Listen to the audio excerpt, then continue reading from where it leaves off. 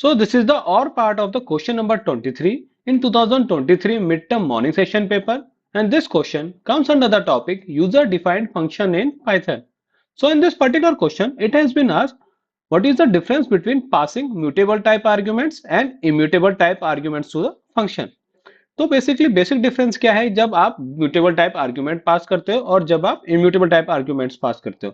तो when ever you pass mutable type argument तो क्या क्या होता है, आपका जो मेमोरी रेफरेंस है वो पास होता है, यानी कि जो यूजर डिफाइंड फंक्शन अंदर है वो आपकी डायरेक्टली मेमोरी को एक्सेस करता है। On the other hand in the case of immutable आपकी खाली वैल्यू पास होती है, यानी कि अगर आपको चेंज करना चाहो यूजर डिफाइंड फंक्शन के अंदर तो you will not be able to make change in the immutable type arguments. Okay, now let's take an example and try to understand this concept.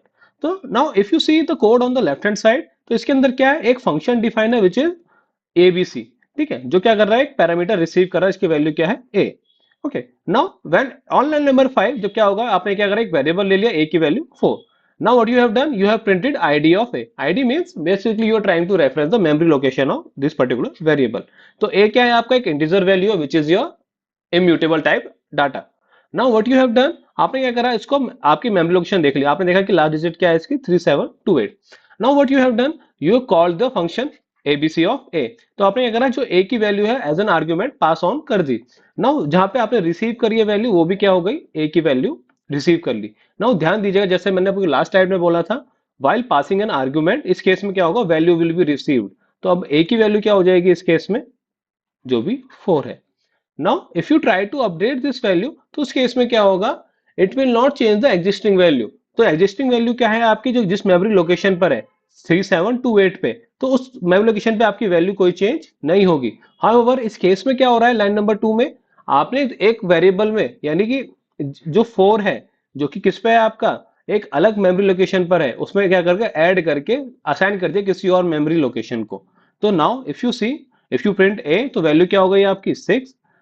if you see on line number 4 print of id of a will be, if you see कि memory location क्या हो गई, variable a की different memory location हो गई।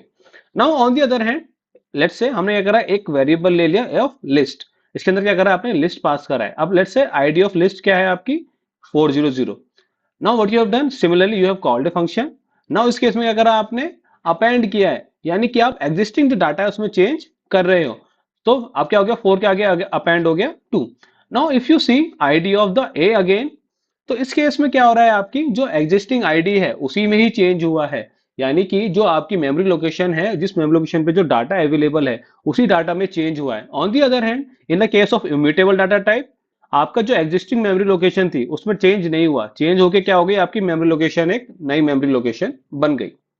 Now you can see this one, I have already written down an answer for you, कि जब भी कोई म्यूटेबल ऑब्जेक्ट पास करा जाता है आर्ग्यूमेंट के अंदर तो उसका खाली रेफरेंस पास होता है, यानी कि जो यूजर डिफाइंड फंक्शन है it can change the value, it can change the value of this particular mutable object। However, in the case of immutable object, only its value is passed। That means कि जो user defined function है, it will not be able to change its value। Now we have a practice question for you। You need to answer this one in the comment box. What will be the right answer for this one? Okay, guys, then that's it for the day. If you have any doubt regarding this one, feel free to ask in the comment box. Okay, then thanks for your time.